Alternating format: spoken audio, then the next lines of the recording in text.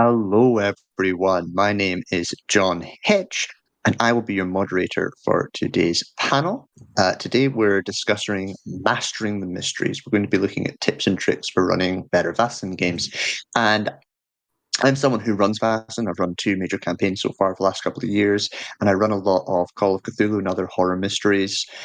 You can find me mostly over at the Miskatonic Playhouse, but I'm sort of finding my way into the world of Vaesen these days. So you hopefully are all going to be coming along with me as I interrogate these four excellent game masters to try and find out how to improve my games. Let's just go around the table and see who we have. We're going to be going in alphabetical order. So we're going to start with Ahimsa. Who are you and what do you do? Hey, hi everybody. I'm Ahimsa. I write spec fic and I write role-playing modules for Vaesen. I wrote one called Those Who Walk in Smoke, which was like a Silk Road kind of Central Asian, and the one that I ran today has like some Greek folklore and incorporates Mary Shelley investigating a plague. So I always like to bring in just weird stuff and have fun with it. So that's me. Brilliant. Andreas. I'm Andreas Lundström. People might know me from one of three reasons. One is I composed and produced the official soundtrack for Vaesen and also Vaesen Mythic Britain and Ireland. Or they know me from my podcast Sweden Rolls, where we should be playing more Vaesen, but we are not playing much Vaesen because Matthias is GMing that, and he is not very fast at writing because he's very particular about it being like perfect. Or they might know me from Nordic Skulls, a new publishing company we've started doing some third-party stuff for Dragonbane, Drakar och Demoner with our Windheim Kickstarter. Cool. Thanks, David.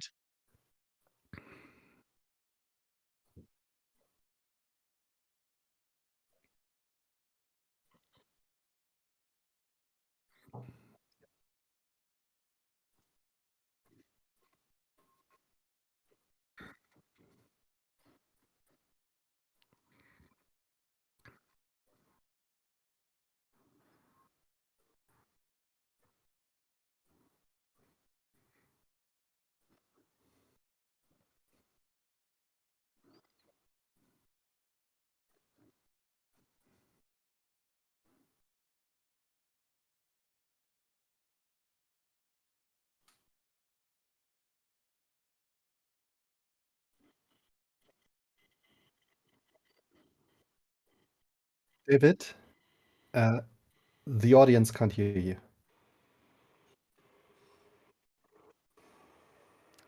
Suboptimal.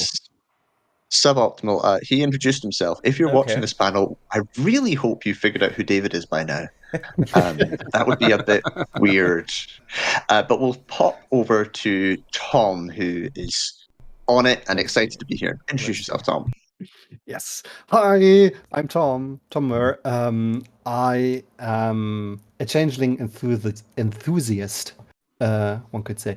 I learned that's a thing yesterday during the panel. And I am one of the writers of Modern Vaesen, and I am publishing a few Vaesen mysteries over at Drive-Thru, and I am, aside of this, a translator of RPGs from English to German, and I'm very excited because next month a rather large book is being released that I've translated, and I'm like, I want to have it. So yeah. Brilliant. Okay. David, could you just quickly speak again to see if the audience can now hear you? That's exactly what I was seeing, if I can jump in for a second. So let's try again. I'm David. I'm one of the organizers at VaesenCon, as well as Illusion HorrorCon. I do also the quarterly magazine of Vaesen, and yeah, okay, we got sound. That's good. Excellent. And quarter magazine of Vaesen, and then also I organize this beautiful con with everyone here attending. So thank you very much. Brilliant. So let's start off. I've just bought myself this fascinating looking role playing game. I'm reading about year zero engines and rolling sixes. I am reading away at it. I'm very, very excited for this new, interesting, weird system. And I'm going to start with Tom because he's going to try and do this circular thing. Tom, I want to run a good game for my friends. What should I be thinking about? What should I do? I think, first of all, you should open this wonderful book and go to the GM section. Because one thing that Vaesen does very well is giving a structure to the mystery you are going to tell. I had beginner GMs starting with Vaesen as their first game, and they felt like they had all the right rails to hold to, and on the same and at the same time the necessary freedom and tools to improvise when they had to. And I think if your game does this, you're on a pretty good way for success. Chapter 9, the mystery. It's Chapter 9, the mystery. That's the section. Yeah. Cool. Yeah.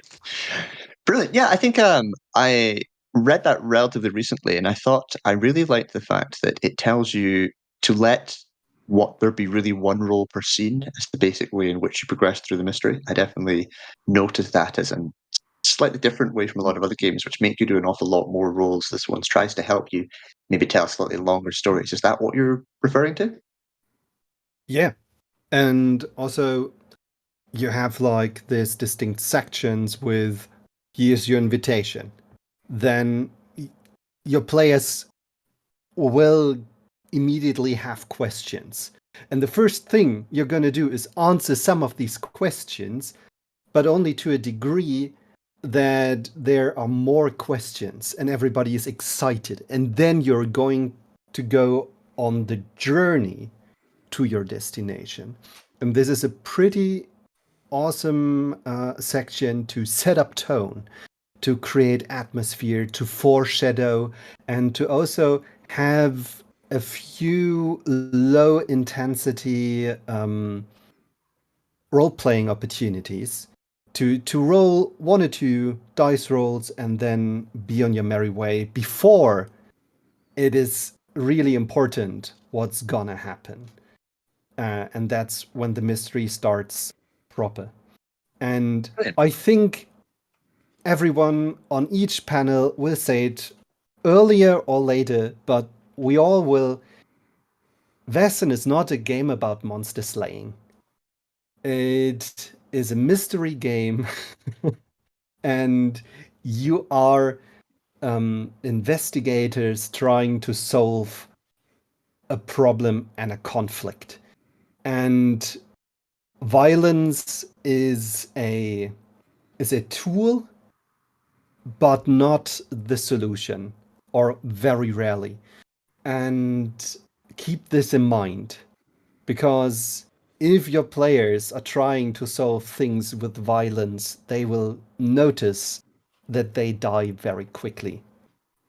Or at least be broken. So get this out of the way before you start playing. This is a game about investigation. This is a game about interacting, and especially not even necessarily the investigation itself, but what the characters in the story are doing with the information. Because often you have Vaesen on one side and people on the other side, and both groups have interests. And often it's not easy to say, well, you have wronged somebody and you are a victim, but it is a mixed bag. And the most interesting stories start to develop where you look at, okay, what are the characters doing with this? And so I think if you think about what is important in the story I want to tell, first, put the investigators, the player characters. Second, put the Vaesen, because that's why we picked up this book. we didn't pick it up because there are people from the Victorian times of Sweden in there. We picked it up because there are trolls on the cover. And third, then comes the rest. Then comes the NPCs that who can be very interesting and troublesome and have their own problems. But focus on your characters, on their traumas, and on their dark secrets, and then go from there. Let's maybe unpack that a little bit.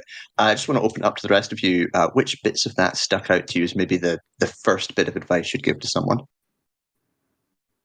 Well, for me, it's of course the part of like this is not a monster slaying game. It's yeah. I'll come back to that later when we go into like a bit deeper stuff. But I think that's a very good starting point to tell your players that you're not playing a game where the monsters are all evil. You're not playing a game where the Vaesen like sometimes it's a mystery solving game where there are tons of different ways to deal with a Vaesen. You always have to deal with a Vaesen, but dealing with them does not always mean fighting them. It could be sometimes. Ahimsa? Yeah, I agree with a lot of what Tom said, but the part for me is that, paraphrasing, it's kind of a game of conversations. Like that, you almost rolling dice is objectively fun, granted, but in this game you could almost play a couple sessions without rolling dice because the Vaesen just give you the pretext to like talk to all the little weirdos in the village, and that's kind of all you need. Is like, okay, that's a fun story. Oh, this person's cool. That person, I hate them, but I love to hate them. And I kind of think for me that's one of the big strengths of the game. And I think also if I may add something that I always give as advice to all GMs that are like beginners, which is like there's only one rule that you have to follow, and that's to have fun. Like as long as you have fun at the table, you're doing it right. Don't try to find every single like rule detail in the book.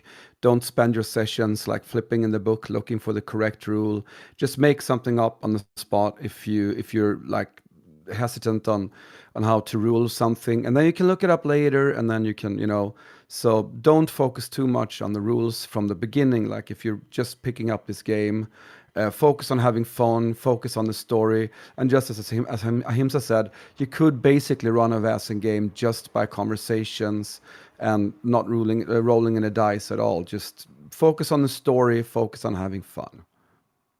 I really like that. One thing that often comes up when we start having these conversations with people who are new to Vaesen is they often come in having come from something like Dungeons and Dragons or a much more adventurous fantasy role-playing game. And I always think there's a really interesting question to be raised. You were all quite insistent on this is not a combat game.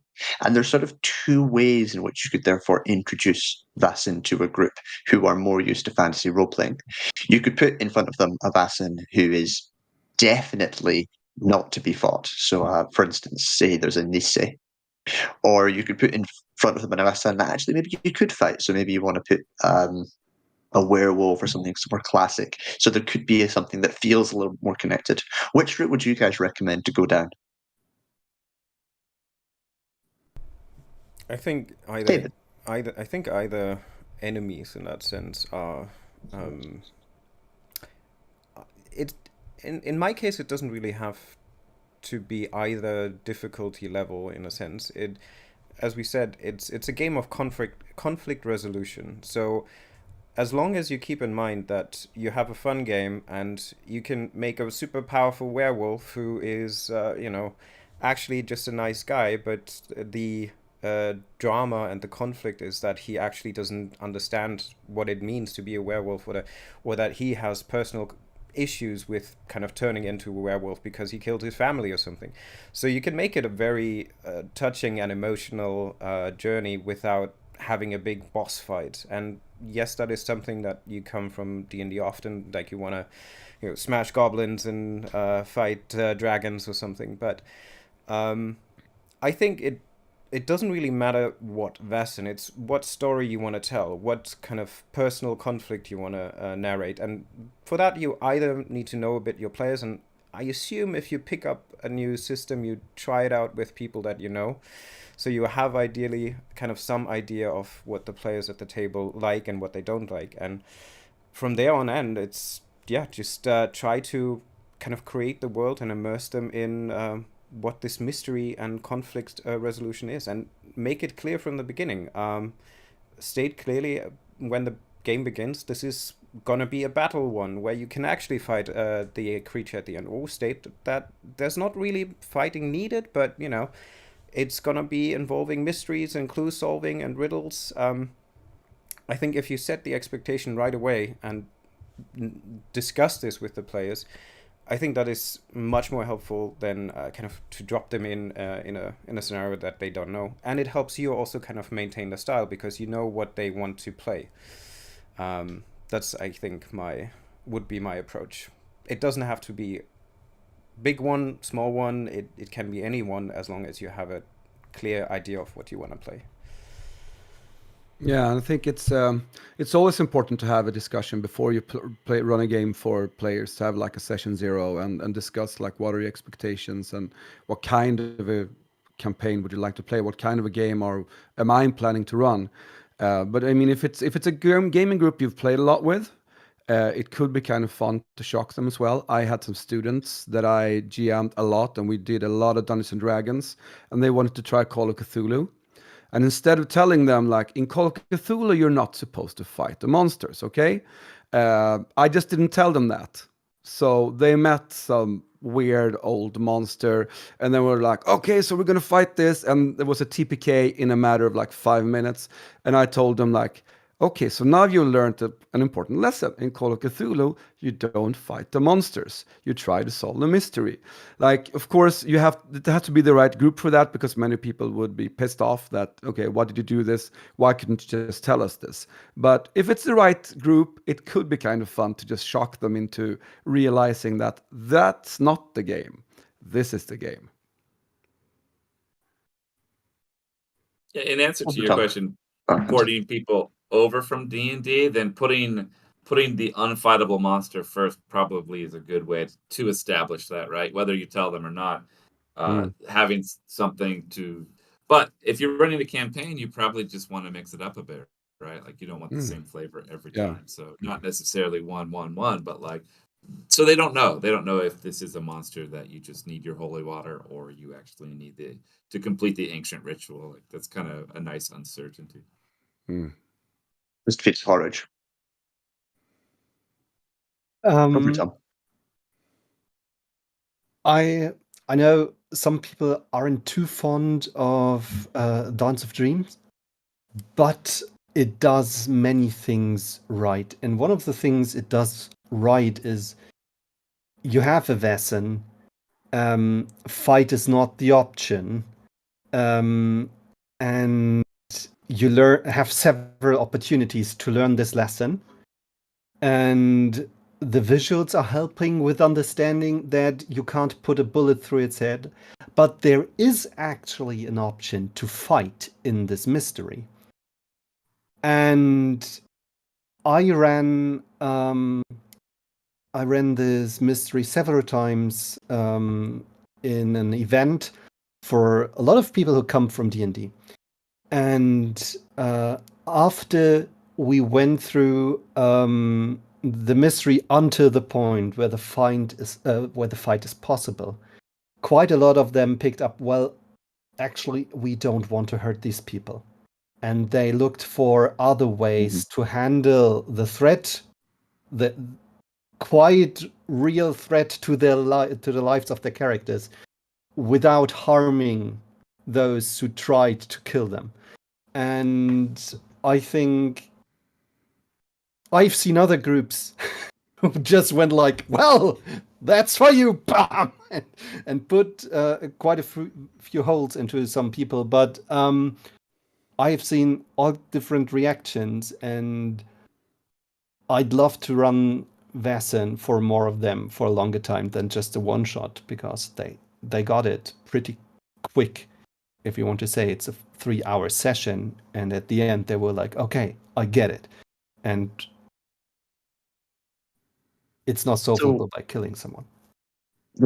I've really nice range of answers there, which I think you all basically boil down to know your players, get to know them, chat to them, and figure out what's best for them, which is beautiful and true. But I'm going to try and pull us back to some more beginner conversations, because the other thing that often happens when people are starting to run role-playing games is they really worry about whether or not people are going to be able to role-play in character. And quite a few of you are talking about this being a conversational game, a game where it's not about rolling dice. What advice would you give a beginner who really wants to make sure his players can and do interact? How important is it for them to talk in character? And what can I do as a new GM to encourage my players to talk to one another?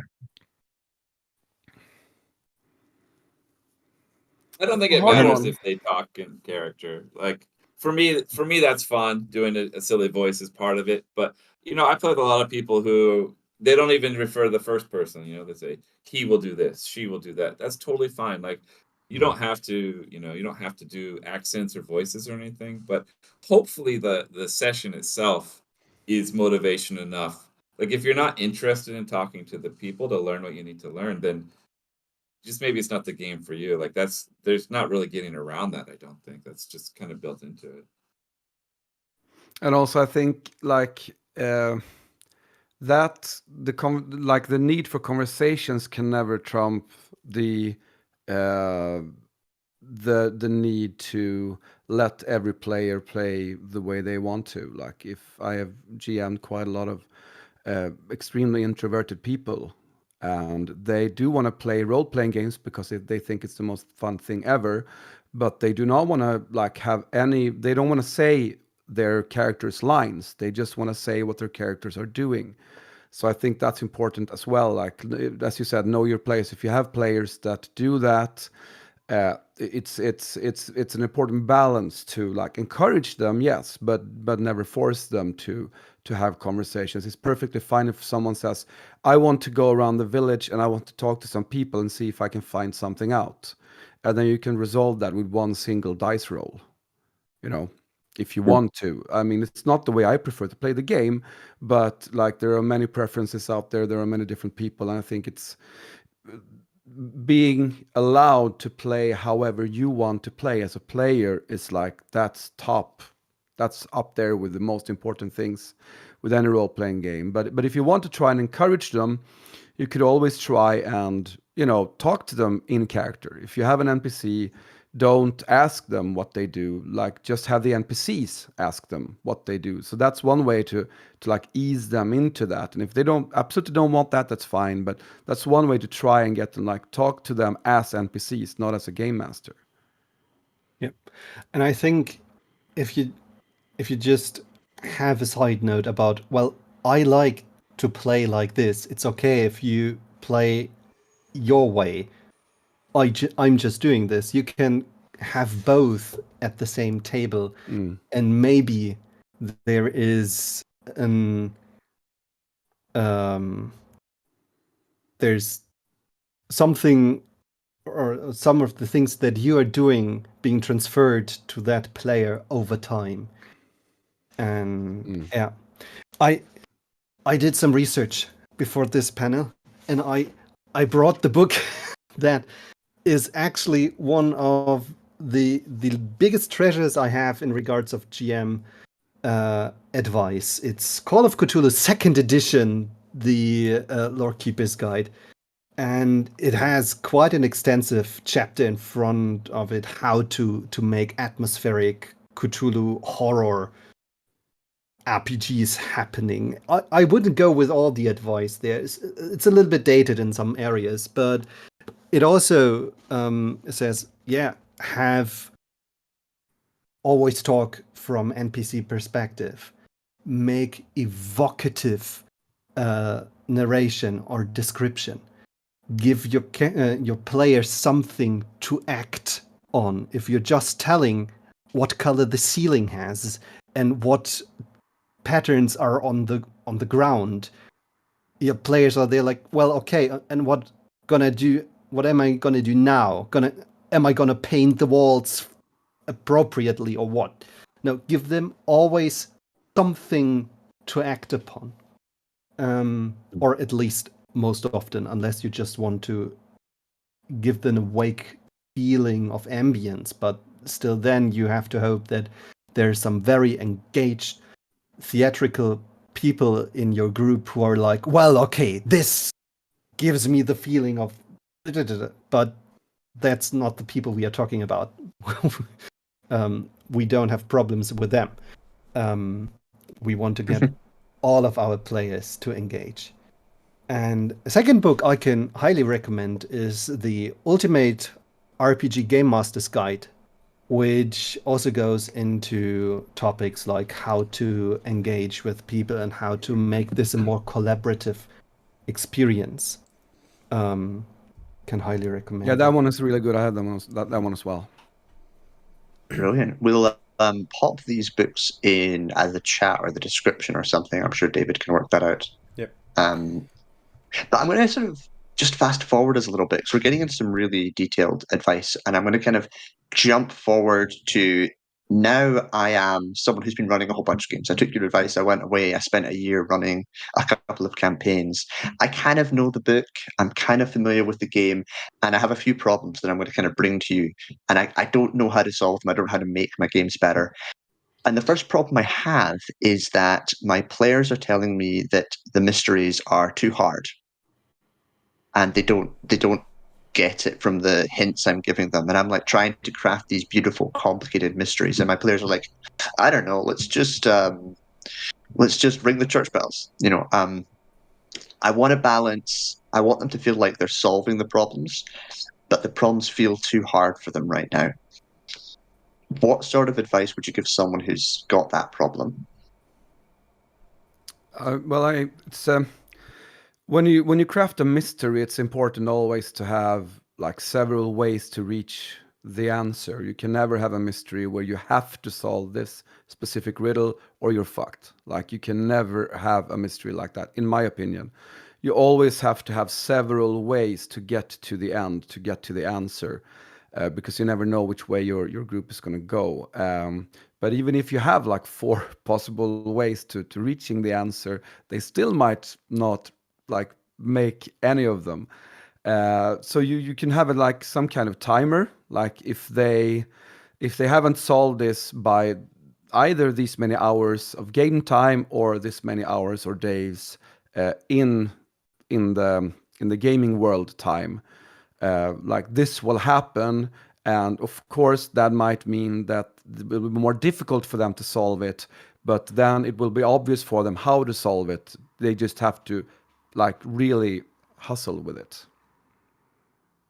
So slowly make it get to the point where you give them more details, help them solve it, make it easier for them, make it more obvious. Yeah, or even like, okay, so no, you didn't figure it out. So now the monster, the cultists have done a ritual, and now there's a huge Vaesen there, and you have to get get rid of it. This is how you do it. So get on it. I think also if you're like an intermediate, let's say GM, you've some experience, but I would say do not try to make it that difficult in the first place, because that's also something that I recommend when writing a scenario, because you as a GM often have the whole story in your head. You know exactly what happens, when happens, who has all the clues and so forth. While the players have a different perspective, they only know what you tell them, and you often forget that if you run games and make things complicated of like intricate. You need to talk to A, B, C before you get clue to C, and then D, and then E will come in.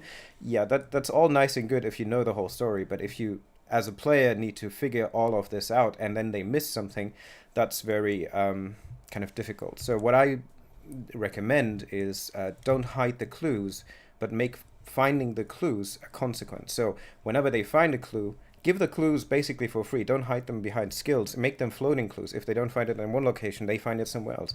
And not making the clue finding a skill check, but make it so that when they find the clue, roll for stealth or roll for vigilance to kind of realize if somebody is actually seeing you take something or talking to someone, because that actually then creates a cascade of like, hey, wait, why is this somebody just saw you talking to NPC number A, and they suddenly turn around and walk off quickly. Why is that? Well, maybe we follow him because he might lead us to somewhere else. And you can just throw these elements in as a consequence of finding a clue, rather than to hide the clues behind skill checks or difficult puzzles. And this narratively will create a beautiful, complex story nonetheless. Really cool. Ahimsa, I was going to bring you in here. Yeah, I would, at this point of a GM's life, I think it's good to remember that adventures aren't as complicated. Like when you look at a published adventure and you've got countdown to catastrophe and this and that, you don't have to model your home adventures on that. That's trying to prepare something for someone else. Often when I run an adventure, I just have a flow chart and I use the lesson from Pulp Fiction, the genre, not the film, but that's like you can get a clue and that answer leads you to the next question. So you feel like there's this forward momentum. You learn something from blah, blah, blah. Oh, but blah, blah, blah. And so you always feel like you're making progress. And it's not a railroad exactly, but it can be kind of linear. And I think that's fine because in a mystery, the signal to noise ratio is crazy. And like players get, you give a player 2 doors and it might be half an hour later before they decide which door to go into, right? Like you have to keep that in mind. So That's so true. Yeah, kind of like David said, like keep it simple, like it doesn't have to be incredibly complicated. And often enough, they don't go through either door, but they look at the deer head on the wall and discuss why there's a deer head on the wall. Mm-hmm. Must be a hidden door behind it. That's the thing. Put a fucking hidden door behind that deer head.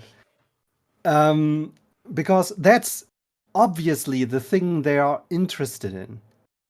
And go with it. They are excited. You might be challenged for 1 or 2 seconds to come up with something new. But there's always the option to say, well, I really like the direction you go. I just have to take a minute to think how this fits into the picture. I'll be back with you in 60 seconds and then just go on. Also, one of the reasons why your players might not get the mystery is because you put in 3 red herrings and 2 of them directly next to each other. And now they're massively confused. I usually don't use any red herrings. I just look what clues are sticking with my players and then I'm gonna follow them. Something amazing I learned from Numenera and the way that Montecook Games had set up a small book of 10 minutes adventures where you have 2 splash pages of information and a map, and then you have like a handful of clues. And on this map, you can see the players can find clue A at 2 locations, and clue B can be found in 3 locations. And then I have 2 hovering clues that I can put down wherever they are right now. And by this, there's always the feeling that things move on. And even if they are not actively solving the mystery, they still have something to do. And that's something also important. If you have something interesting to do for your characters, then don't necessarily need to be on the right track right now. But they can experience their adventure because of the choices their very flawed characters are doing, and some people really like this. Yeah. Can I explore that a little bit? Because you've said to me, don't put red herrings in and keep them in the adventure, but you've also said to me, let them explore their backstories, let them explore who they are, let them go off and wander. Those feel like 2 things that clash. But I also think I get you. So can you maybe help people understand why why those are different. Maybe I can explain it the best by giving an example. I have a mystery run that where there is a lake wife, and she is singing, and this drives the close by villagers mad. And I had an occultist who just wandered off because she had personal business that kept her occupied, and she the player decided, well, my character wanders off. They are someplace else with their thoughts, and I could have just said, okay, now for the next 20 minutes you're out of the story, or I could make this moment as the character wanders off and is experiencing emotional trouble. I used it also after exploring the situation a little bit, talking with the player about the character's feelings and thoughts, and then I introduced the next story beat because, of course, as she was alone, she was able to hear the lake wife singing and basically got magically infected with it. And not only we had now learned something about the character, and we had learned something about the mystery, but also I got a whole party of players very worried about this character. So, Brilliant. Anyone got any more thoughts on that before I move on and ask a new question, or are we feeling like Are we've we still on explored? the advanced GM advice? Yeah. Well, So I think it's at this point you need to think of two more things. One is that I think is maybe a bit too advanced to do if you're a beginner, but that's to diversify the Vaesen mysteries, as we said earlier. Like this, for me, this is the point where you start to like, okay, go into the more details of having the players realize that, okay, maybe this is a Vaesen I need to banish. And the next time it's a Vaesen, I need to help. And the next time it's a Vaesen, I need to fight. But I need the right tools. I need the silver bullet or the holy water or whatever. So I think it's like when you're at that level, it's very important to keep the players on their toes, so they don't just assume that every Vaesen is one that you're supposed to help. Every Vaesen is the one you're supposed to fight or banish. Like, try to diversify that as much as possible. And also, it's also the point when for me, it's the time for the GM to start with every character must have a scene where they can shine.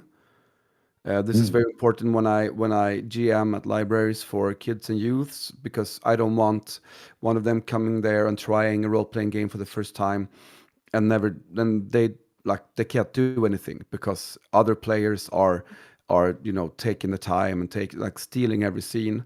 It's important to make sure that every session you have a scene which is like prepared or crafted so that a certain character can have a scene where they can shine. really And like shine that doesn't idea. have to mean do the epic thing. Shine can be have an emotional trauma and an emotional breakdown.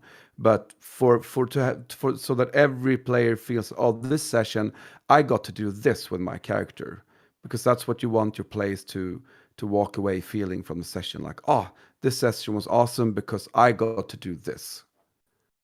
I really like that. I kind of want to build on that a little bit, because one of the other things that I'm thinking is when I run sessions, a lot of people who are coming to my tables if I'm running one shots, their experience of role-playing games these days are actual plays, often professional actors, incredibly high quality improv, great character voices, high production values, and then they sit down at a table with a few nerds and there's 5 games going on in the same room and it's a bit loud. And the experience can still be wonderful and still be amazing, but it can often also be quite jarring. And I was wondering what things we could talk about to help prepare people for what real actual plays are like, which is still awesome and still amazing. Just real games are really like, and how they're different from actual plays, and how we can get people through that little shift in perspective. I mean, I guess there's also difference between like convention games or something which is in a larger area versus a table at your local gaming shop or in a bar where you frequent or something. One of the things that I certainly would kind of consider here is that you God, I lost my train of thoughts. I'll come back to this in a second. We're considering getting people to understand what real tables are like. Yeah, I mean, for me, it's most of the time you play at someone's house, someone's home, and it's important to feel that you don't have to be Matt Mercer as a game master. You don't have to, and the players are not professional actors, as you said. The important thing is that you have fun. Like, you're not producing something. You're not producing something that's supposed to make other people entertained. You're doing this together. So make it as cooperative as possible, the storytelling, and let's just try to have fun. Like, and even if you make zero progress in an adventure, that doesn't matter because you're hanging out with a group of friends and you're having fun together. And it doesn't matter if the session isn't like the mystery isn't progressing. That doesn't make any difference. That's not the point. The point is that you have fun together. Do you feel like it's very different? Because I know you have your actual play experience of recording versus the experience of playing. Is it quite similar or quite different to you?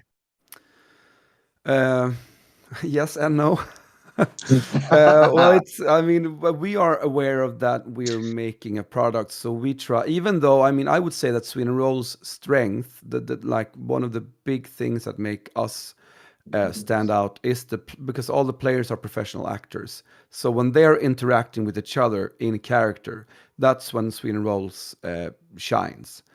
Not because I'm a mediocre GM at best. I suck at so many things. I'm great at giving advice. I know how to do it, but when you're sitting there and the recording button is on, you forget so many of these advice and you don't follow them yourself. But it's we try to make it as a home. I mean, we're all friends by now. At the beginning, few of us knew each other. Like people were more or less cast to be on it.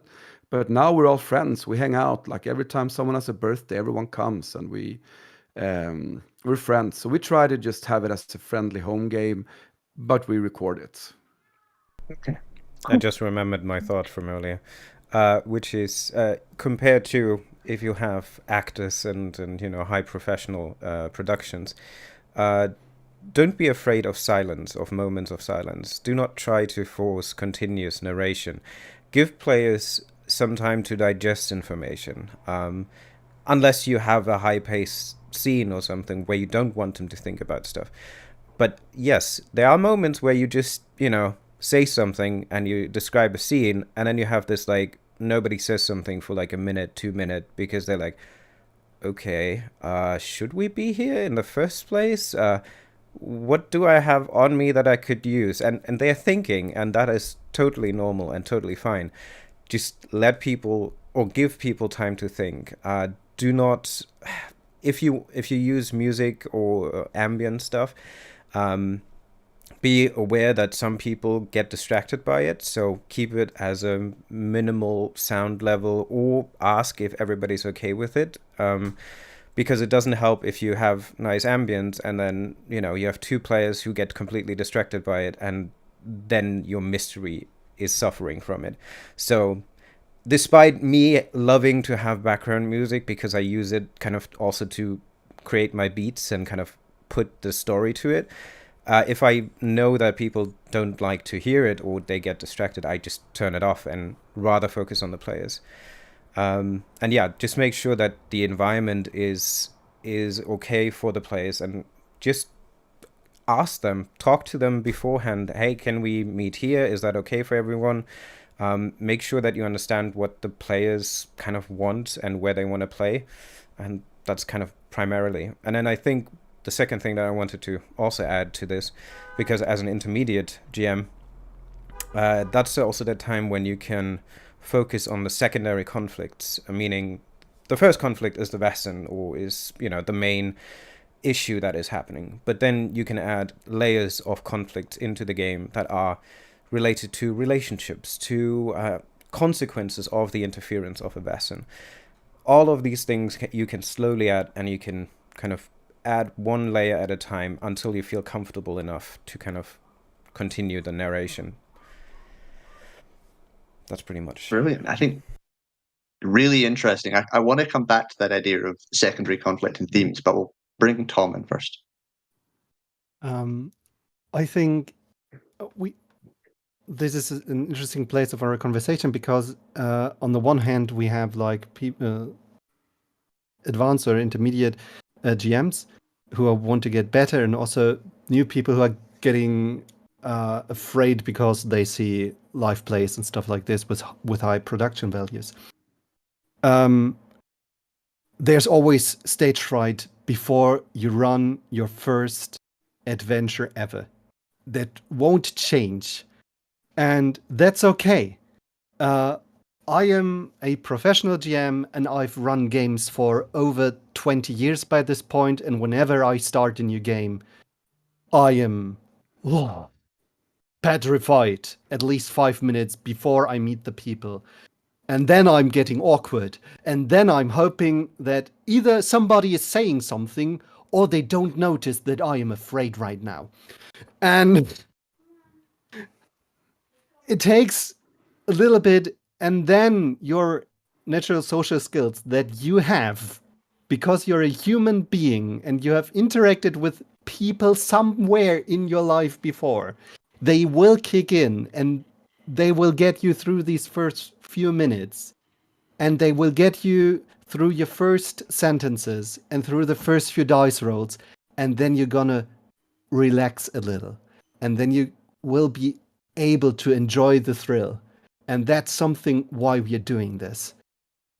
And if you have run your first session, your first 10 sessions, your first 20 sessions, ask your players why they like to play with you, because they have spent 3 hours, 30 hours, 300 hours with you.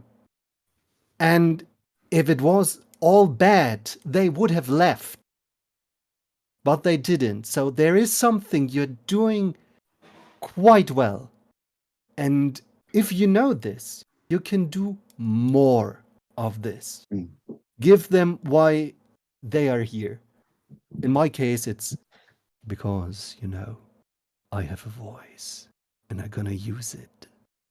And that's how I entrance people. But it will be probably something else for you. And you will be awesome at it, and you will be better with every time you're practicing it. Play to your strength. We talked last night about the importance of feedback sessions in our inclusivity practice as a way of getting better as well. And asking your players is a perfectly reasonable thing because, as has come up a few times, people are different. Some people want action, some people want mystery, some people want horror.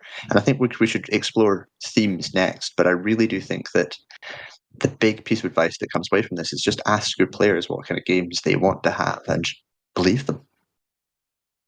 And I mean, if you want to use actual plays as a means of like educating yourself or like getting hints, there are a few things that are as good as listening or watching a really good game master run a really good game. It doesn't mean you have to copy it. It doesn't mean you should set a standard for yourself to reach that. But it is a great way of like, you could do that. That's interesting. I'm going to try that next time. And maybe that's for you. Maybe it's not. But at least then you've tried it. Like you tried to develop as a GM. I think one thing that I want to connect on this exactly. All great points. And I think that's something that I noticed too. As I became a better GM, the things that I did more was read more scenarios and listen to more live plays, just to get different ideas, different feedback of how other people run games, because I often don't have the luxury to kind of play in all these games. So like, if you have the time and the idea or the patience to kind of listen to other games whenever you have a chance to, you understand different ways. Oh, I could have, narrated a scene like this, or I don't need to give 5 minutes description of a scene because a bookshelf will be a bookshelf. It will house books, just mention what is important on it, right? So like, I think that's one of the things that I certainly understood when getting better or trying to get better is listen and read scenarios and live plays. That certainly helps because you want different opinions about also how to improve. Ahimsa, any last thoughts on getting better as a GM, getting feedback, trying to create an attitude of bounce? I would just going to be slightly contrary for a moment, because I don't think it's wrong what you're saying by any means, but I do kind of disagree with the last couple of things said. And one, I don't necessarily agree with asking your players for feedback after the game, and that's I think for three reasons. And one is, if you write a novel, you don't put at the back of the novel, like, what did you think? Would you like to have seen this be different? Like, be confident in the story you're telling, or be confident in your art. And I think if you're confident with what you want to get and you hit that, I don't think there's necessarily a reason to ask for feedback. Now, I'm not talking about like if a player makes another player uncomfortable or something, but like in terms of your GMing, the other thing is, I think like I don't want my players to think that they can be like, well, I really want to find a treasure. Can you do that for me? Like, I don't want them to start Karening into my sessions and like complaining about not getting the exact things they want. Like,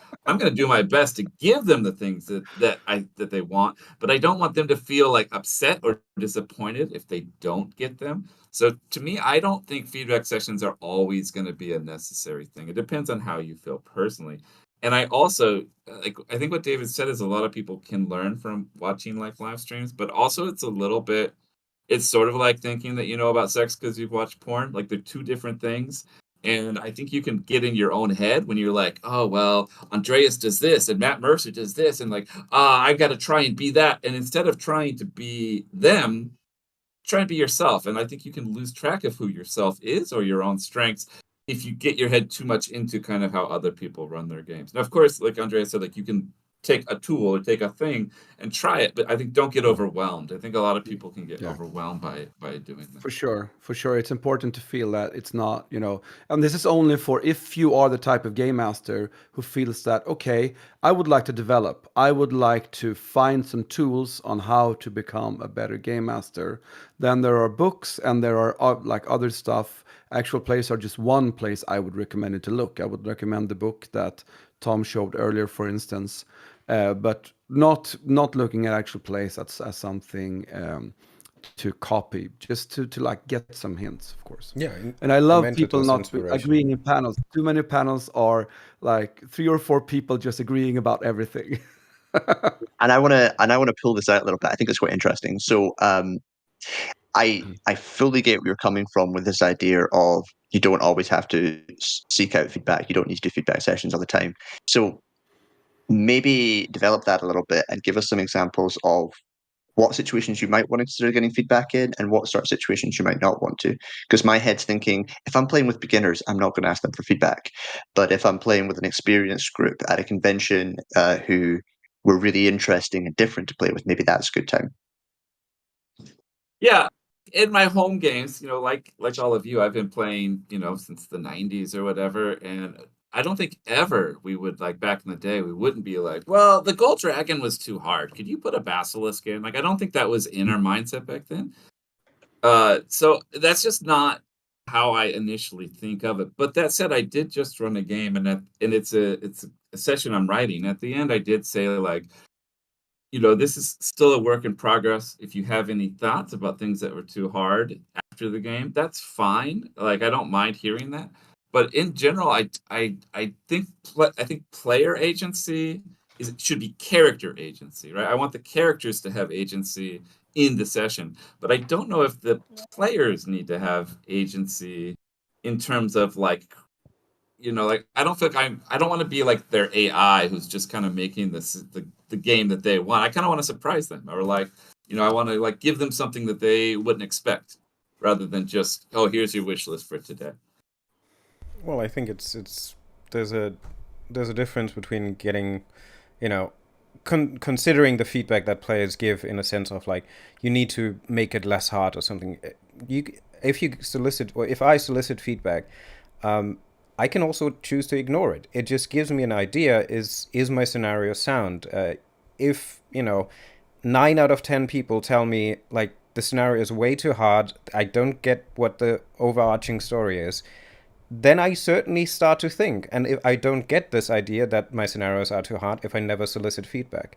So especially in things that I write new or create, I try to get as much feedback as I can, because that's the time when I kind of try to get through. And it doesn't really matter from which group in that case. I solicit feedback from all the players, even if they're new players, because that also gives me a hint. Can I write scenarios for players that are new? Is this scenario fit for those groups? Because then I can, when I publish the scenario, say, well, this is maybe for more an intermediate group, because I play tested it with complete new players and they had no clue how to deal with any of that. So I think that's kind of the levels of soliciting feedback. And also, like, you can always ignore feedback, right? That's the other thing. It's good to have, because it is data that you can process. But if you don't want to deal with it, you just put it on the side and okay. Yeah, I don't want to say I think it's a bad idea, for the record. I just wanted to point out there are other approaches as well. Yeah, for sure. And I think also feedbacks are so much to do with, like, what's the situation? Are you a game master who's starting to be a game master at conventions? Then after your first 5 or 10, like I wouldn't ask for feedback after the first or second one, because I would want you to build some confidence in that you're bringing something that's good. But maybe after the 5th or 6th session, I would, as a GM, maybe ask, okay, so I'm kind of new at GMing at conventions. What were your experiences? Like, what did you like, and also, like, this classic feedback thing. Could you say 3 good things that I did and 1 thing that I can develop? So you always keep the focus on the good stuff that you're doing. But if it's a home game run for friends, I would do feedback more like, okay, not as much as to my GMing style, but more like the scenarios. Okay, would you like more combat focused scenarios? Would you like more mystery focused scenarios or stuff like that?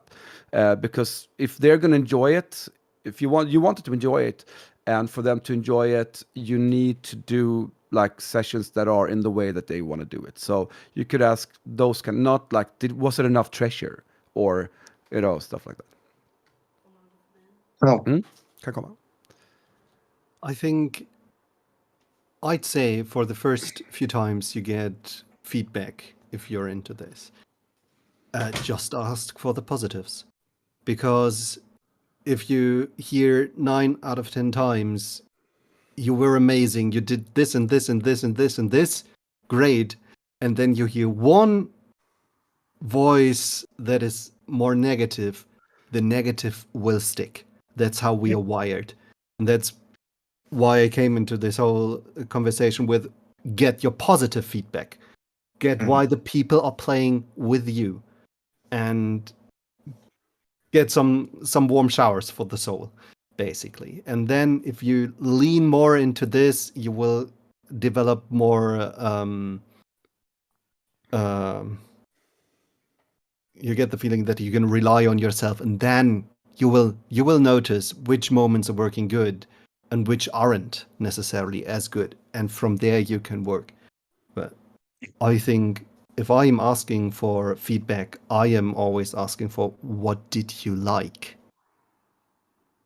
And I think what's very interesting about this entire conversation is it speaks to the fact that a lot of skills when it comes to running games are very social skills. They're how you interact with people and your ability to do that well, and asking for feedback can often be quite jarring, whereas figuring out ways to gain feedback from a group is a bit more complicated and not too easy to put into words. So I really like the fact that we got quite a nuanced discussion around that. I do kind of want to move on and not get stuck in this one, because I'm very interested in themes. And we're now getting towards the stage where we're hoping to have quite an advanced conversation. And we're talking a little bit more about tips and tricks for people who really want to decide what kind of game to run, because they've run Cthulhu, they've run Cult, they've got all sorts of different games in their background. They're looking at Vaesen and they want to know, why bother? Why don't I just take the mystery that you've written here and convert it to BRP and run it in Cthulhu? I want to know what's so special about this little system, what makes it interesting and unique. So, who would like to start and sell me on Vaesen? Sell me Vaesen is a unique, interesting system that does things different.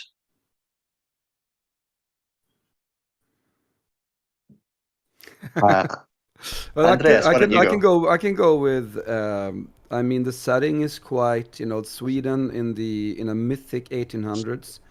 It's setting is one that I haven't seen before. I mean, there's lots of game in Victorian, like England, but Sweden in the 1800s was not this, like, we hadn't started industrializing yet, other than a few of the major towns. So it's very much a rural society. It's and in a way that's different from the British one. So it's, I think the setting is a selling point that you and I think you get enough from just the core rule book of the setting to be able to answer. But I shouldn't be the judge of that. Anyone not from Sweden should actually be the judge of that. But I've heard it from people, so I guess it must be true. In terms of the themes, if you can sell someone on themes, maybe that's a hard ask. But what I think the setting does bring is that 19th century is it's kind of like that liminal space between the past and the present. Like there's trains and guns, but also villagers and werewolves and stuff. So it does feel like the modern and the past. That's kind of the intersection between them. And like Andreas was saying, like Sweden hadn't quite industrialized, but the theme, the primary theme of Vaesen is kind of nature versus progress, right? Or versus anti-nature. I don't know how you want to put it.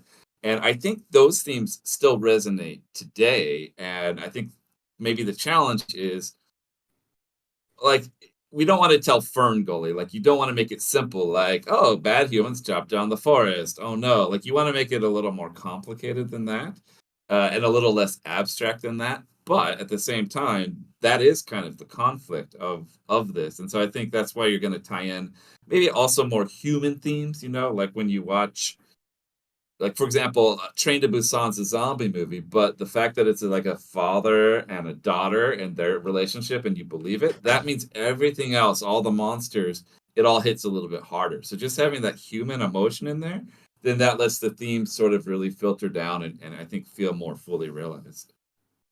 So are you sort of talking about how the game can do a really good job in exploring? I think you were sort of hinting at environmentalism there, but like the nuances of it. So on the one hand, if we chop down this forest, then we'll upset the Vaesen. On the other hand, if we don't, then the villagers will starve. You can help people understand why these ideas can often be more complex than they might initially seem. Yeah, that's a good way to put it. Like we all hear about in India, like elephants come in and steal people's food, but elephants are protected, so people can't just have to go hungry. And that's sort of a real life metaphor of sort of what's happening in this game, right? Like people feel like they're not cared for. David, sell me on Vaesen. Why are you interested in it? I think because it's a unique configuration of various themes. You can run it as a cozy mystery game for kids and young adults. You can make it a personalized horror that with traumatic events and dark secrets that characters have to struggle through. You can make it a mythic and lore occult heavy mystic setting, or you can make it a boss fight and monster slaying Vaesen hunters. So I think it is unique in a sense that depending on what players you aim for and what scenarios you pick, you can run the same story with the core setting or the core theme of Vaesen in so many different ways that it is very unique. Like, it's not like Call of Cthulhu. It's always kind of like, occultists and, some outer demon or cosmic entity will destroy the earth.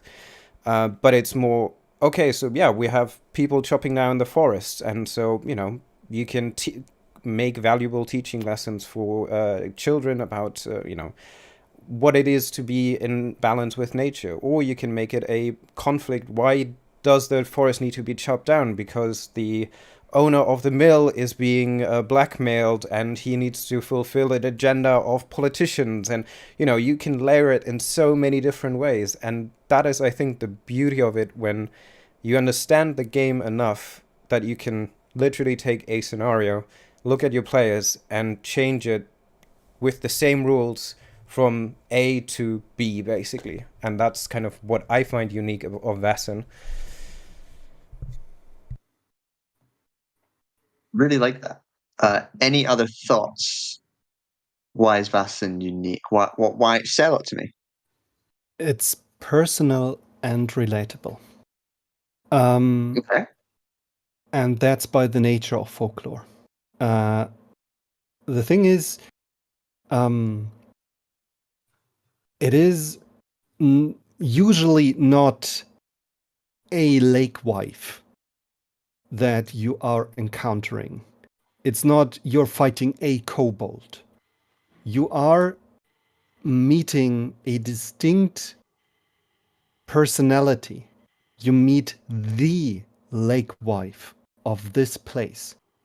And not everything that's true about some lake wives is true for this one. And you have to figure out what had happened here. And it is connected to the people living in this place. And by this, you have a story that's very personal to the place and the characters in there. And then you bring your player character with their own troubles into there. And it's a very intimate setting. And the fun thing is that we start, if we have an interesting story, we tell it. And those people who listen to it also tell it again. And that's how folklore stories travel and develop. So maybe in a few years, the village 2 mountains over there will also have a lake wife. But it's definitely their lake wife, and it's not at all like ours. And the stories in Vaesen develop a certain dynamic of their own. And I really, really like to go into these places and explore what is original to them, and how does this conflict change the lives of the people there and the lives of the people visiting this place and leaving it again. Because our agents won't stay in the Lost Mountain village. They will leave and go back to Uppsala, but they aren't the people who started going there to begin with. And one thing I really like to do if I'm preparing a mystery, I try to figure out a core emotion that is connected to the story. And then I'm gonna ask my players questions beforehand connected to this emotion, like longing or love or fear or hatred, and how they have encountered this emotion in their lives before. And I get ideas how to make the conflict of this mystery matter for them even more. And I really like that idea. I like how Yeah. you're kind of talking about it as being personal. I feel like one of the things that Vaesen seems to do is the consequences for failure are not really risk to the investigators. The consequences are tragedy. If I don't figure out a way to balance these different forces, there will be tragedy in the place I'm in. And that seems to guide people towards a much more compassionate style of play. Is that your experience as well? It's an open question. In Depends on fact, the in the game I just ran with people here at the con, one person risked their life by running into a graveyard with like some scary things in there, just to help the world out. Like that character was willing to die in order to save the world, which is pretty abstract, especially in a one shot where you're never coming back. So I think what you say is exactly true. Andreas, you were going to say something. No, I was going to diverge. I go back slightly to why Vaesen. So if you want to finish this first, I can go back later. Any other thoughts, or should we let Andreas run forward? No, but I think the Vaesen themselves are a unique selling point. I don't know if there are any games with, you know, like Scandinavian, Nordic Vaesen out there that are like the source of the mystery. But I have a funny story. I met Johan Egerkrans, the illustrator. He'd released his art book. Someone had it here next to their computer. Yeah. That one had gone out, and I hadn't started Swedish Rolls yet. I had another Swedish language podcast called Tärningen är kastad, the die is cast, and I wanted to do something with Monster of the Week, which was not recently come out, but like kind of new. And I was like, this game sounds awesome, but I want to do Swedish Vaesen. So we did a huge, like a long Monster of the Week campaign, and all the monsters were Vaesen from Nordiska Vaesen. And I met Johan Egerkrans at a nerd event here in Stockholm, and I was like, we had just started, and I was like so excited. So I went up to him and I said, "Oh, Johan, amazing. You want to know what? I love your art book. It's a perfect monster manual for RPGs. We've just started a campaign playing Monster of the Week, and all the monsters are Vaesen from your book." And the look on his face and the silence that followed, because of course he couldn't say anything, it was still a secret that they were converting Vaesen into a role-playing game, was just, he was like, "Oh, yeah, I guess that would work. Yeah."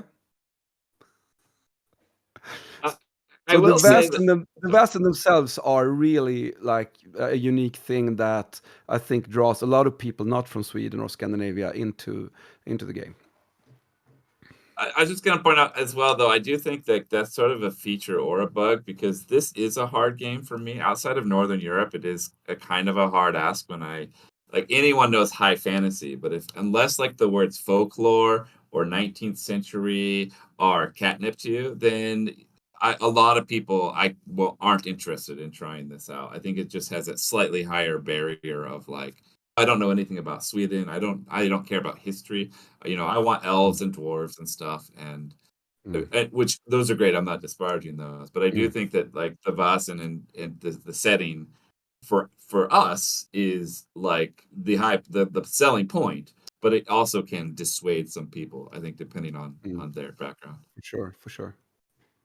That's why. And a tip there for GMs, if you encounter that, is to say, well, then play an American visiting. Then you don't have to know anything about 19th century Scandinavia, because you're a visitor. Your character is a visitor there as well. Like, then you have to do zero prep at all. You're just a stranger in a strange land. There's also a lot of it's been so successful that we're seeing a lot of people port the game to different settings with different folklore. So of course we've got Mythic Britain and Ireland, and I know we've got Modern Vaesen that's now been written, and there appears to be quite a few different people coming out with American versions. So if you are uncomfortable with exploring Swedish folklore, that's fine. Doesn't matter anymore. You can go anywhere, do anything, and even then, like, you can just take the ideas here and port them to your own place. You don't have to follow that beautiful world if you don't want to. But flip side, Sweden's great. I moved here because I love it so much. So you should totally learn more about Sweden and its history. But that's maybe just personal preference because of my Swedish wife and my lovely Swedish life now.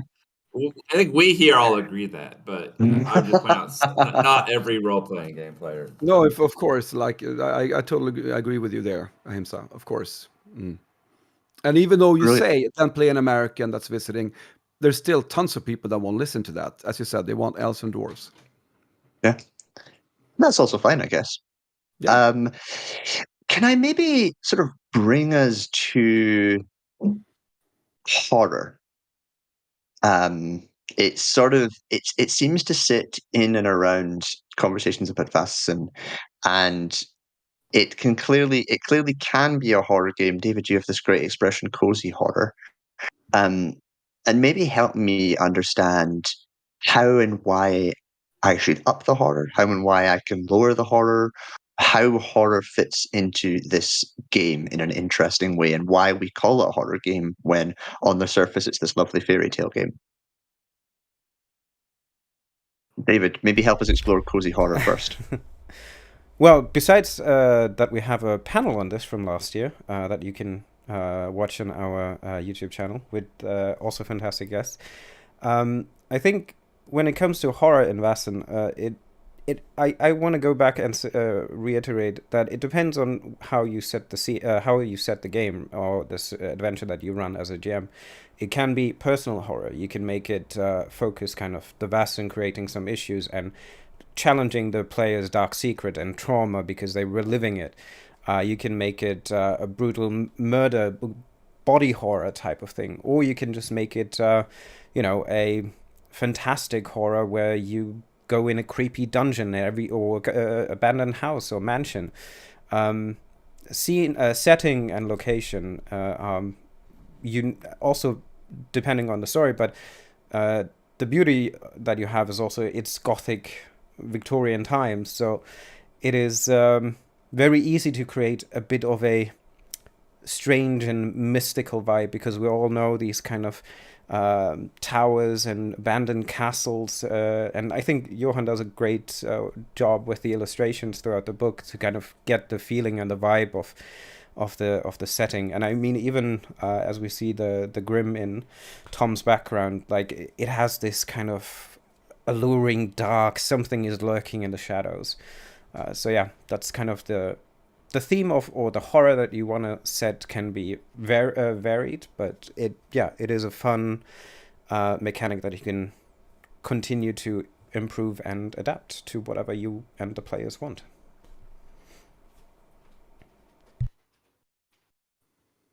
I think I said something like this last year, but in my experience, I would guess in every role-playing game ever played that a player has never actually been scared. I think it's too abstract when you have character sheet and numbers.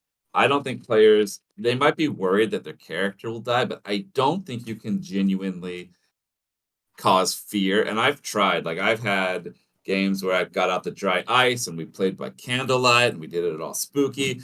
It just doesn't matter. Like, I don't think you can scare your players if that's what you mean by horror. But of course, the horror themes, like the subgenres, and they say horror is not a genre, it's a vibe. And I think you can get the vibe for sure, right? The coach that pulls up in the dark forest, or think of a Hammer film, think of those kind of gothic vibes. You can get those, and I think that's the fun part. I think that's really it's kind of a set dressing in a way, but I just want to warn. I think it's a fool's errand to actually try and make a game scary. I don't think it's possible personally. Maybe someone else can correct me. I can disagree there. So you get no. I remember the first time I played Cult in '94 or '95. Our GM then, he had us so scared, and we often talk about that campaign. And especially the walk home I was terrified. I looked at every shadow, every sound. I was mortally terrified. Not at the table. At the table, I was just kind of scared. But on my way home, I was completely terrified.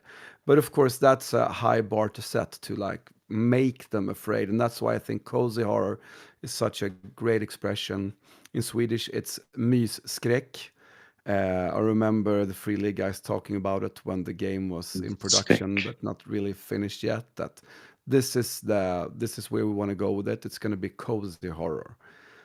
Yeah, because there were a lot of horror games coming up from Sweden back then. I think the year Vaesen came out, there were like 5 new horror games just from Sweden, and horror was so hyped, and then there was just this inflation of horror games. So it was a smart move to also like, this is cozy horror. This is something else than other games. It's that when we discover that 99% of all Swedish media is dark, mysterious, investigative stories about corrupt cops. Yes. Yep. When I think of horror, when running it, I often think about it as being a way of explaining that you're not necessarily going to win or survive. I tend to find that the reason I'm drawn to the genre is because I don't know the outcome. Whereas often with fantasy settings, we can generally assume the heroes are going to win, otherwise something has gone wrong. Whereas you might all live, you might all die, you might solve the mystery, some of you might go crazy and end up breaking. We don't know, and the dice are going to help us tell a story, and we're all surprised where we end up, which I think is the beautiful bit of the horror genre. Is that something that any of you would recognize, or am I just talking rubbish? No, for sure. Yeah, and I think, character death or that sort of thing. I like to use the cult theme of death is only the beginning, where, even if your character dies, even in Vaesen, maybe he is a ghost coming back and haunting the others because they didn't do enough to kind of save him or abandon him. It's probably a setting or a theme that the GM has a lot of flexibility over. I love this way of Vaesen games really ending whichever way they go. It's like, the uncertainty of how it's going to end is definitely one of the charms of Vaesen, for sure. So let's maybe just try and get one other idea in, which is we kind of all know the fundamentally the rules of Vaesen are that you roll a skill, you have a whole bunch of d6s in your hand, you roll them, and every 6 is a success. But there's an awful lot more nuanced rules. There's the inspiration when you're traveling somewhere. There's the rules about what weapons and items you have on you. There's a lot of extra rules that maybe not everyone plays with because they're a little bit more complicated. Do any of you have specific favorite mechanics within the game, rules that maybe not everyone uses that you suggest we then go and have another look at because they really add depth to the game? What little bits of the game are really beautiful if you understand them? Let's go Tom. We haven't talked in a while. I think it's an obvious choice, but I love fear checks. I tweaked them a little, so there is the opportunity for a player who isn't having a panic response to a situation to help their friends with an inspiration roll, which can save an evening halfway through before you have a complete party kill. But I love the fear check, because if you roll this, things have the tendency to go rapidly worse.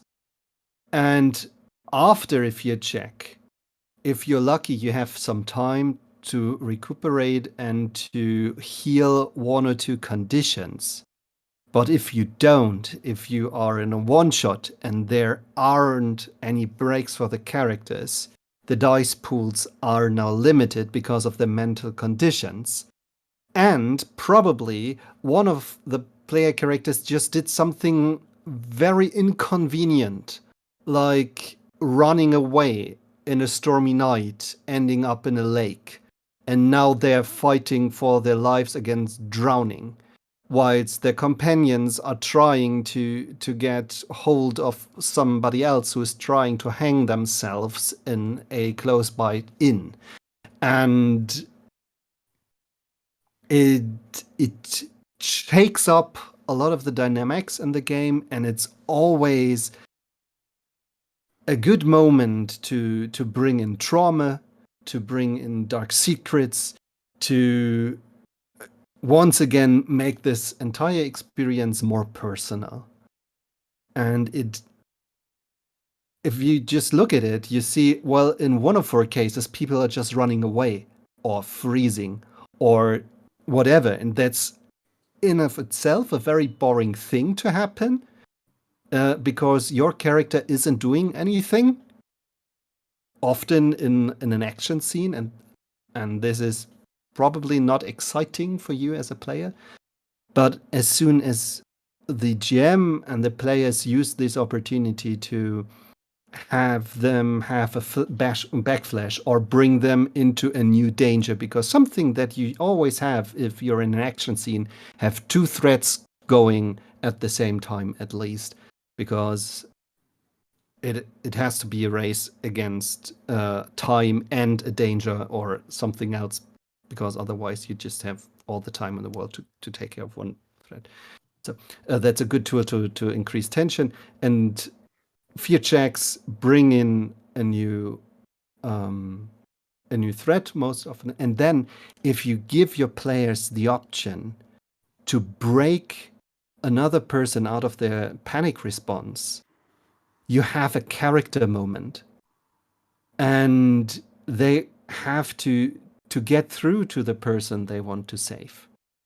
And you can have an awesome conversation. Some truth can be spoken. Some secrets can be revealed. It gives so many opportunities. Yeah.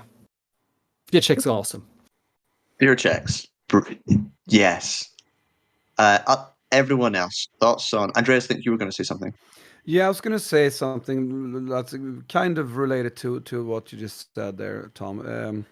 The memento healing scene, or if you're inspiring someone else to heal more conditions, like healing is just not rolling a bunch of dice, recuperating a number of hit points. When you heal something like a mental condition, making a scene out of that, it's a very good opportunity to have some narration going, to get some storytelling going. For me, who is deep into like narrative storytelling, I love that mechanic that, oh yeah, you can heal a mental condition from just resting for a while, but you can heal too if you do a scene with a memento or getting inspired by someone. From a storytelling point of view, I love that. I also love, I actually sitting here a bit uncertain if this is in the rules for Vaesen or if this is something from Tales from the Loop, also by Nils Hintze, that I've just borrowed to Vaesen. But to have like the final scene being a cooperative thing where everyone chips in. It's Like when Tales you from have, the Loop. it's for, yeah, it's Tales from the Loop, but it's not in Vaesen, right? Is it? Really a mechanic? No. It's not in there. I just read Okay, the... just give it to us anyway. Yeah, so it's you have a final scene where you have to banish the Vaesen or defeat the Vaesen or save the Vaesen, where everyone chips in. Like, okay, so what are you gonna do? I'm gonna distract the villagers. Okay, and I'm gonna sneak up to the guards so I can sneak behind them and put the thing in the thing. And I'm gonna do a big speech to, yeah. So everyone contributes to the final like conclusion, and everyone has a part to play, even if it's just helping out what someone else is doing. Everyone has a part to play. I really like that. I really like to add that then to Vaesen. And I also like the multiple successes thing. Like, okay, you get 4 successes. That does something else than just rolling 1 success. You still succeed with 1 success. You get what you want. This game is like difficult enough to succeed in as it is. So for me, a success, 1 success is always like, that's a full success. But multiple successes, then you get bonus stuff, and that's fun. Ahimsa. Yeah, it kind of seems weird to say because it's not the smallest book ever, but I do feel like one thing I admire about the mechanics is there is an exercise in minimalism. For example, the Dark Secrets, there's kind of 3 per each occupation and each archetype, and I feel like when you look at it, you're like, that's not enough. But somehow, of course, you can make up your own, but somehow they are kind of right. And likewise, I came from playing Forbidden Lands, and you take attribute damage, but that's kind of it. And the conditions to me are such a nice like upgrade, and they're always intuitive. Like, oh, I'm exhausted. Of course I am. Like, I tried to dig up some treasure and it didn't work. Like, it just works really well. I will say, I think the first part of your question was like, is there a mechanic that we sort of skip or don't like? And I do find like the journey is kind of contrived. And when I you get the advantage, but it's always like you go back to the base. I think maybe that kind of comes from like the Mutant Year Zero. You have your base and you come out. I kind of cut that out a bit, and I try and make you can find advantages by investigation. If you kind of look here, look there, it's kind of like a little treasure you can find. But I don't really like the idea of you're on a coach and you're just like swinging your sword around like montage style. So that's one thing I kind of usually cut out. Do something else to put in its place. I mean, so I just start them there. I just start them where they need to be, and then, like I said, that they can unlock some advantages through their investigation. But I don't need the invitation always, or the journey personally. I often let them have a little bit of time at home in the castle, where and I let them investigate while in Uppsala or wherever they are before going, and I give them basically one roll each to do something, which is a similar way of doing the same traveling inspiration moment. But let's just pivot to David for the obscure rules of Vaesen that really make you happy. I think they were all mentioned. I mean, the fear mechanic is great. I do enjoy the conditions themselves, and yeah, the memento and kind of that each of the roles and kind of the skill checks in a sense are always bound to kind of scene creation and narrative. I think that is the beauty and what I like about it, especially like loving in general PBTA, that there's always narrative that kind of comes forward. And often enough, I'm also more happy to say, like, if you describe well enough what you do and, you know, you stay just in character and just narrate what you do, often enough I don't need a skill roll, or you just find it. And it's I think the fear roll and then the memento are scenes that I love and kind of utilize quite often, specifically because it just creates narrative, and often it creates great memorable scenes for the players as well. So yeah, I mean, there might be some stuff in the rules that I often enough forget or something, but yeah, I don't have anything that kind of jumps out. I also do similar, like you said, John.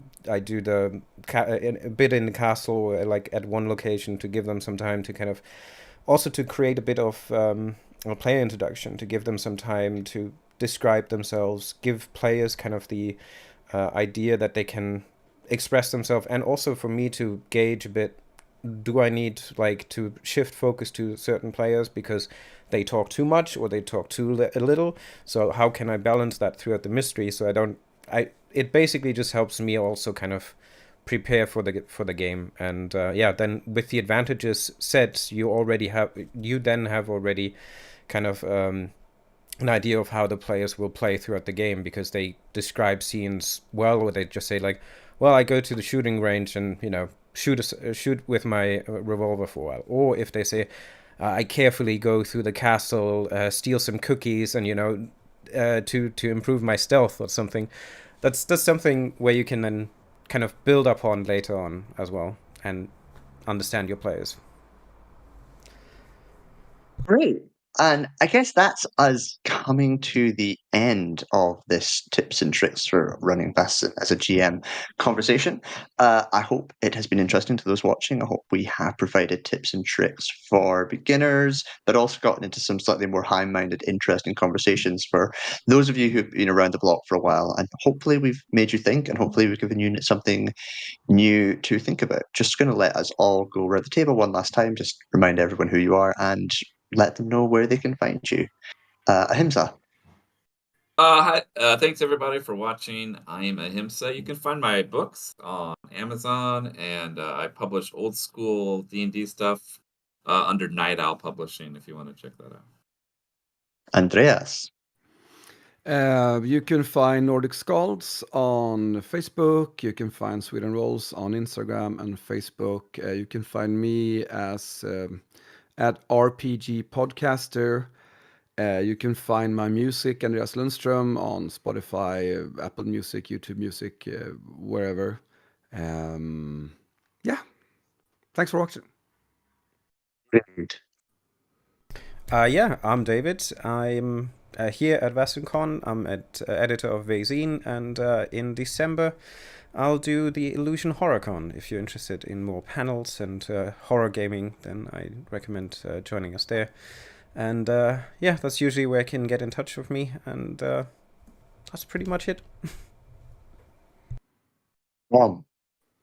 Hi, I'm Tom Murr.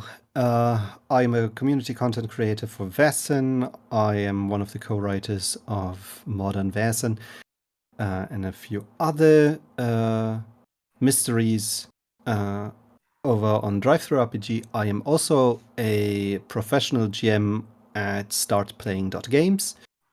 And I think the easiest way to find me is to be on the Discords, because yeah, okay, I still use Facebook, and I technically have a Blue Sky and Twitter account, but yeah, not gonna look into them very much recently.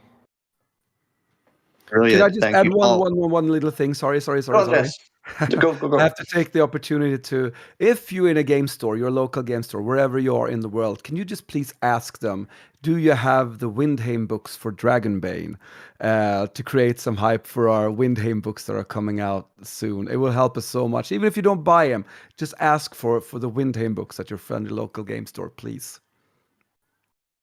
Windhame books. Shameless. I'm shameless. That's exactly why we do these sort of things. Thank Exactly. you so much, everyone, for coming along and listening to our discussion. I've been John Hedge, and that's us. Thank you. Bye, guys. Bye-bye.